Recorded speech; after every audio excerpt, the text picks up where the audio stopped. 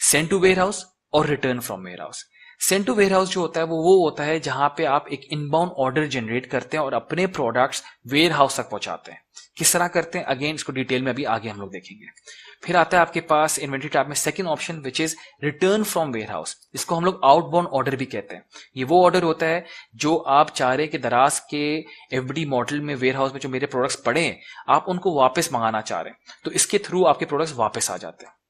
फिर आता है आपके पास एनालिटिक्स का टैब। एनालिटिक्स के टैब में बेसिकली आपकी परफॉर्मेंसेस आ रही होती है। यहां पे सबसे पहले जो टॉप पर आता है वो आता है आपके पास सेल्स रिपोर्ट। सेल्स रिपोर्ट आपको ये दिखाता है कि कितनी आपको सेल आ रही है, कब कब आ रही है, कितने ऑर्डर्स आ रहे हैं, कस्टमर के ऑर्डर्स कहाँ कहाँ से आ रहे हैं, वो सारी डिटेल्स आपको यहाँ पे नजर आती हैं। फिर आपके पास सेकंड ऑप्शन पे आता है लाइव इन्वेंट्री। यहाँ पे आप वो देख सकते हैं कि आपके वेयर हाउस में कितने, दराज के वेयर हाउस में कितने प्रोडक्ट्स आपके मौजूद हैं, कितना स्टॉक आपका लाइव अभी मौजूद है। तो यहाँ पे आपको लाइव नंबर्स नजर आ रहे होते हैं क्योंकि आपको डेली ऑर्डर्स आ रहे होते हैं, दराज उस आपके स्टॉक में से पिक करता है, उनको डिलीवर कर रहा होता है। यहाँ पे आपको रिमेनिंग ऑर्डर्स नजर आ रहे होंगे, आपको रिमेनिंग प्रोडक्ट्स कितने आपके पास मौजूद हैं। फिर आपके पास आता है इन्वेंट्री रिकंसिलेशन। बेसिकली यहाँ पे क्या होता है कि कितने आपको ऑर्डर्स आए, आप उसे रिकंसाइल करते हैं अगेंस्ट कितनी सेल आई। अगर आपकी सेल कम है और आपकी रिकंसाइल नहीं हो रही तो यहाँ से आपको हेल्प मिलती है कि आपको पता लग सके कि शायद आपका कोई ऑर्डर रिटर्न में है, कहाँ पर है, तो वो सारी इन्फॉर्मेशन आपको यहाँ पे नजर आती है। फिर आपके पास आता है expiry date report. Expiry date report ये बताता है कि ये वो प्रोडक्ट्स हैं जो कि एक्सपायर होने वाले हैं। दराज की जो इन्वेंट्री आप रखवाते हैं दराज के पास, उसकी एक एक्सपायरी डेट होती है। यूजुअली 30 डेज होती है। 30 डेज के बाद वो उसको फिर से रिन्यू कर देते हैं। पर अगर एक कोई प्रोडक्ट जो कि 90 दिन से ऊपर नहीं बिक रहा तो ये एक्सपायर हो जाता है और ये आपको वापस भेज देते हैं। उसके बाद आती है आपकी एजिंग रिपोर्ट। एजिंग रिपोर्ट आपको ये बताती है कि आपकी प्रोडक्ट की जो इन्वेंट्री मौजूद है वेयर हाउस में वो कितने अरसे से पड़ी है, कितने दिनों से पड़ी है, उसमें कितने प्रोडक्ट्स हैं जो कि लेसर देन 30 डेज से हैं, जो या 30 से 60 दिन तक पड़े, इन पे ऑर्डर्स नहीं आ रहे।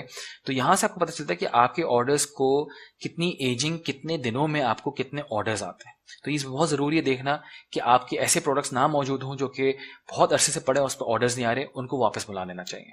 फिर आपका आता है serial number report. Serial number report basically आपको कंप्लीट डेटा दिखाती है, आपके टोटल जो प्रोडक्ट्स है वो सीरियल वाइज दिखा रही होती है।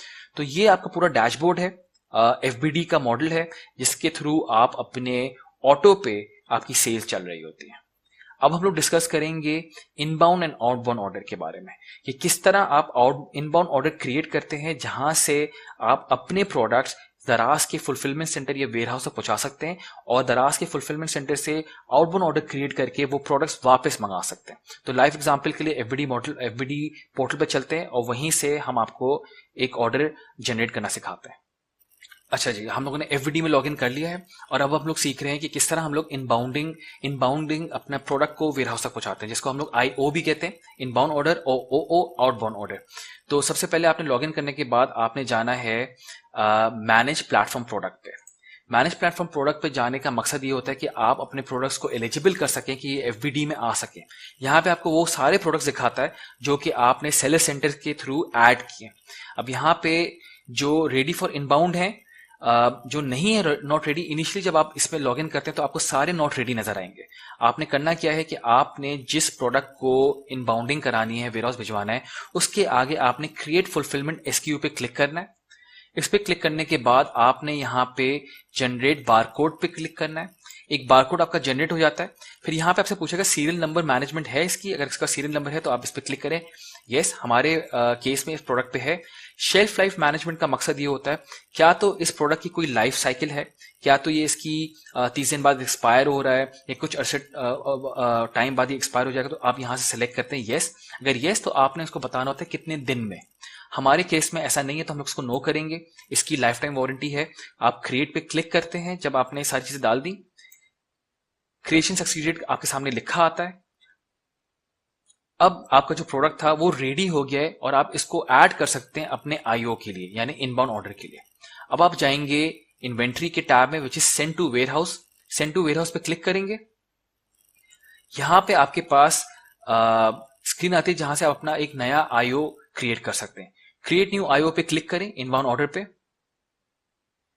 इनबाउंड ऑर्डर पे क्लिक करने के बाद यहाँ पे आपको दिखाएगा कि आपका इनबाउंड वेयर हाउस कौन सा है, कि आप कौन से वेयर हाउस में प्रोडक्ट डिलीवर करना चाह रहे हैं। अब यहाँ से ड्रॉप डाउन से सिलेक्ट कर ले, हमारे केस में कराची है, कराची सिलेक्ट करेंगे तो यहाँ पे इसका एड्रेस ऑटोमेटिकली फुलफिल हो जाता है। नीचे आप जाएंगे, डिलीवरी टाइप पिकअप पे क्लिक कीजिएगा, क्योंकि अगर आप चाह रहे हैं घर से पिक करें तो पिकअप पे क्लिक कीजिएगा, अगर आपने खुद ड्रॉप ऑफ करना है तो फिर आपको ड्रॉप ऑफ पे क्लिक करना होगा। पिकअप मोर फीजिबल है, आपके वेयर हाउस से या आपके घर से प्रोडक्ट पिक करेंगे और अपने वेयर हाउस में डिलीवर करेंगे। एस्टिमेटेड टाइम कब आप चाह रहे हैं आपके घर से ये पिक हो, तो यहां से आपने डेट सेलेक्ट कर ली, कंफर्म कर दिया। उसके बाद आप नीचे आते हैं। अब यहाँ पे जो ये वेयर हाउस कह रहा है, ये वेयर हाउस एड्रेस आपका एड्रेस है, जो आपने अकाउंट खोलते वक्त डाला था। बेसिकली या तो आपके घर का एड्रेस या आपके वेयर हाउस का एड्रेस। यहां से आप ड्रॉप डाउन से सिलेक्ट करेंगे। सिलेक्ट करने के बाद आपको डिटेल्स शो करता है, आप उन डिटेल्स को एक बार देख लें, कंफर्म करें। नीचे आएंगे, यहां पे आने के बाद आप ऐड एसक्यू पे क्लिक करेंगे कि कौन से वो एसक्यूज हैं जो आपने ऐड कराने। एसक्यू का मकसद होता है स्टॉक कीपिंग यूनिट, प्रोडक्ट को एसक्यू भी कहा जाता है। एड एसक्यू पे आपने क्लिक किया। अब आपके पास जितने भी एलिजिबल प्रोडक्ट्स हैं जिनको आप इनबाउंड करा सकते हैं वेयर हाउस में दराज के, वो यहां पे शो हो रहे होंगे आपको। हम लोग इन सारे प्रोडक्ट्स को सेलेक्ट कर लेते हैं और कंफर्म करते हैं। कंफर्म करने पे आपके सामने ये सारे प्रोडक्ट्स आ जाते हैं। अब यहाँ पे आप सारे प्रोडक्ट्स फिर से सिलेक्ट करेंगे और इनकी क्वांटिटीज ऐड करेंगे। हमारे केस में हम लोग इनकी क्वांटिटीज 20 सबकी ऐड कर लेते हैं। हमने चारों प्रोडक्ट्स की, चारों एसक्यूज की 20 की क्वांटिटी ऐड की है। ऐड करने के बाद अगर आपके कोई कमेंट्स हैं कि हैंडल विद केयर, अगर आपका कोई प्रोडक्ट जो फ्रेजाइल है या इस तरह की आप चीजें लिख सकते हैं, उसके बाद आप सबमिट पे क्लिक करेंगे। सबमिट क्लिक करने के बाद सक्सेसफुली सबमिटेड लिखा हुआ आएगा। इसका मतलब है आपका इनबाउंड ऑर्डर सक्सेसफुली क्रिएट हो गया है। यहाँ पे नजर आ जाएगा और लिखा हुआ आएगा कि पिकअप करेंगे आपके घर से या आपके वेयर हाउस से, depending on what date and time you have selected. तो इस तरह आपका इनबाउंड ऑर्डर बनता है। इनबाउंड ऑर्डर जैसे ही बन जाता है, आपका प्रोडक्ट पिक करते हैं दराज वाले और अपने वेयर हाउस में जाके इसको शिफ्ट कर देते हैं। अब हम लोग देखेंगे कि कैसे आप आउटबाउंड ऑर्डर क्रिएट करते हैं। ओओ आउटबाउंड ऑर्डर बेसिकली जब आपका माल वेयर हाउस में पड़ा है और आप चाह रहे हैं कि आप वहां से माल को उठा के वापस अपने पास बुला लें, तो उसके लिए आप इन्वेंट्री के नीचे जो रिटर्न फ्रॉम वेयर हाउस पे क्लिक करेंगे। जिस तरह आपने आईओ बनाया था इसी तरह आप ओओ बनाएंगे। क्रिएट न्यू आउटबाउंड ऑर्डर पे क्लिक करें। यहां पे आने के बाद अब आप वेयर हाउस सेलेक्ट करेंगे कि कौन से वेयर हाउस से आपने अपना माल वापस मंगा रहे हैं। हमारे केस में कराची था, हमने कराची सेलेक्ट किया। सेलर पिकअप या ड्रॉप ऑफ, अब आपके ऊपर है कि आप खुद पिक करेंगे या ड्रॉप ऑफ करेंगे। हमारे केस में हम ड्रॉप ऑफ सेलेक्ट करें। एस्टिमेटेड टाइम कि कब आपके घर पे ड्रॉप ऑफ करें, आपने टाइम और डेट सेलेक्ट किया, उसको कंफर्म किया। अगेन अब आपसे वेयर हाउस इंफॉर्मेशन ये पूछ रहा है। अगेन ये आपसे वेयर हाउस इंफॉर्मेशन पूछ रहा है। इस सेलर का वेयर हाउस जो आपका घर का एड्रेस या वेयर हाउस का एड्रेस है, वो यहां पे आपको कंफर्म करना होगा कि आप कहां पे माल वापस मंगा रहे हैं। डिटेल्स कंफर्म करने के बाद आप कौन सा एसक्यू वापस मंगाना चाह रहे हैं वो आप यहां पे क्लिक करेंगे, ऐड एसक्यू। हमारे केस में अभी वेयर हाउस में कुछ माल नहीं पड़ा तो यहाँ पे मैं कुछ सिलेक्ट नहीं कर सकता। जब आपने प्रोडक्ट अपना नीचे से सिलेक्ट कर लिया, जैसे आप इनबाउंडिंग में सिलेक्ट करते हैं, इसको कंफर्म करते हैं। कंफर्म करने के बाद सबमिट करते हैं और आपका आउटबाउंड ऑर्डर सक्सेसफुली क्रिएट हो जाता है और जो आपने डेट सेलेक्ट की है उस दिन आपके घर पे माल वापस आ जाता है। तो इस तरह आपका आउटबाउंड ऑर्डर क्रिएट होता है। दिस इज हाउ बेसिकली आपका एफबीडी मॉडल चलता है। मैंने सारी चीजें डिटेल में आपसे डिस्कस करी, किस तरह आप इनबाउंडिंग करते हैं, किस तरह आप आउटबाउंडिंग करते हैं, और ऑटोमेट आपका पूरा प्रोसेस चलता है। अब हम लोग बात करेंगे फुलफिलमेंट बाय सेलर की। इसको रेकमेंड नहीं करते, पर फिर भी इसको देखना जरूरी है। अगर आप चाह रहे हैं कि सारी डिलीवरीज आप खुद मैनेज करें, पैकेजिंग आप खुद मैनेज करें, खुद से पैक करके आप डिलीवर करें, रिटर्न्स आप खुद हैंडल करें, अगर सारा हैसल आप करना चाह रहे हैं तो फुलफिलमेंट बाय सेलर का भी ऑप्शन मौजूद होता है, जिसमें आप अपने प्रोडक्ट्स जब सेलर सेंटर में ऐड करते हैं उसके बाद आपको एफबीडी के मॉडल पर जाने की जरूरत नहीं है। वहां पे आपके पास ऑर्डर आता है और ऑर्डर को आपने खुद से डिलीवर करना होता है। तो इसकी एक लाइव एग्जाम्पल देख लेते हैं कि किस तरह काम करता है। ओके, फुलफिलमेंट बाय सेलर में आपने जो आपको ऑर्डर्स आते हैं वो आपको पेंडिंग ऑर्डर्स में दिखा रहा होता है। जो सबसे पहला टैब है पेंडिंग ऑर्डर्स का, उसमें दिखा रहा है आपके पास एक ऑर्डर आया हुआ है। आप इस ऑर्डर को चेक करने के लिए आप जो ऊपर का टैब है जहां पे ऑर्डर्स है, इस पे क्लिक करते हैं और मैनेज ऑर्डर्स पे क्लिक करते हैं। मैनेज ऑर्डर्स में आपको ये दिखाएगा, डिफरेंट स्टेटसेस दिखा रहा है कि आपके पास पेंडिंग में है, रेडी टू शिप में है, कौन से स्टेटस आ रहे हैं। आपके पास एक ऑर्डर आ रहा है विच इज पेंडिंग, पेंडिंग में, पेंडिंग का मतलब है आपने इसको अभी शिप करना बाकी है। आप इस पे क्लिक करते हैं तो ये आपको वो अपना ऑर्डर दिखाता है। आप प्लस पे क्लिक करेंगे तो आपको ऑर्डर डिटेल्स दिखाएगा कि किसने ऑर्डर किया है और उसका एड्रेस क्या है, उसकी डिटेल्स क्या है। आप क्लिक करेंगे रेडी टू शिप पे। रेडी टू शिप करने के बाद आपका ऑर्डर नंबर आपके सामने है, कितने आइटम है, provider, tracking ID, invoice number missing है। अब इनवॉइस नंबर डालने के लिए आप क्या करेंगे, बेसिकली आपने अपने प्रोफाइल पे क्लिक करना है। प्रोफाइल पे क्लिक करने के बाद आपके पास इनवॉइस नंबर टैब पे क्लिक करेंगे। वहां पे आप ड्रॉप डाउन से use order number ideally select करेंगे। यूज ऑर्डर नंबर सिलेक्ट करने के बाद आप यहाँ पे सेव का बटन दबाते हैं। सेव का बटन दबाने से आपका इनवॉइस नंबर जो है वो जनरेट हो जाता है। इसको आप ओके कर दें। ओके करने के बाद इसको अब आप वापस से ऑर्डर्स पर जाएंगे, मैनेज ऑर्डर्स पे क्लिक करेंगे। अब आप इसको रेडी टू शिप क्लिक करने पे आपका इनवॉइस नंबर यहां पे आपको नजर आ रहा है। अब आप सेव इनवॉइस आईडी पे क्लिक करते हैं। अब आपका जो आइटम है वो बेसिकली रेडी टू शिप है, लेकिन क्योंकि अब डिलीवरी आप खुद कर रहे हैं तो आपको डॉक्यूमेंट्स प्रिंट करना लाजमी है।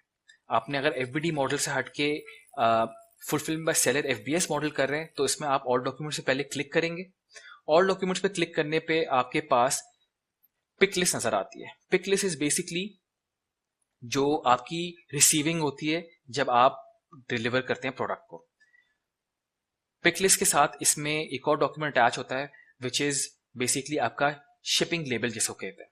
शिपिंग लेबल ऑटो जनरेट होता है, इसको आपको प्रिंट करके पैकेज के ऊपर लगाना होता है। इसमें लिखा होता है कि कहाँ पर डिलीवर होना है, इसकी कैश ऑन डिलीवरी की जो अमाउंट है वो क्या है। तो ये आपको खुद से सारा काम करना पड़ेगा। और यहाँ पे आपके पास समरी आती है। समरी जो होती है ये पैकेज के अंदर डालनी होती है। इसमें ये मेंशन होता है कि आपको जो ऑर्डर आ रहा है उसकी डिटेल्स उसके अंदर लिखी होती है इन केस अगर वो प्रोडक्ट रिटर्न करना पड़े कस्टमर को। इसको आप प्रिंट कर लें। प्रिंट करने के बाद आपको अपने प्रोडक्ट के ऊपर जब आप पैक करते हैं तो उसके ऊपर एक आपने रिसीविंग रखनी होती है, एक आपने सेलर लेबल जो शिपिंग लेबल है वो लगाना होता है और अंदर इसके समरी डालनी होती है। Now it's ready to ship और आप जिसको आरटीएस कहते हैं, रेडी टू शिप, आप इस पर क्लिक करते हैं। जब आपने इसको आरटीएस कर दिया अब आपको इसको पैक करना है और इसको आपने खुद से डिलीवर करना है।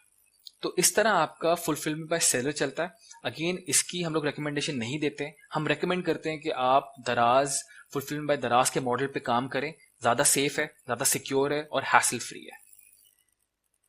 Thank you everyone. हमारा आज का टॉपिक जो यहीं पे खत्म होता है। अगर आपके कोई भी सवाल है आप इसी कम्युनिटी के थ्रू मेरे साथ इन टच हो सकते हैं, मैं आपके सवालों के जवाब वहां पे दे सकता हूं।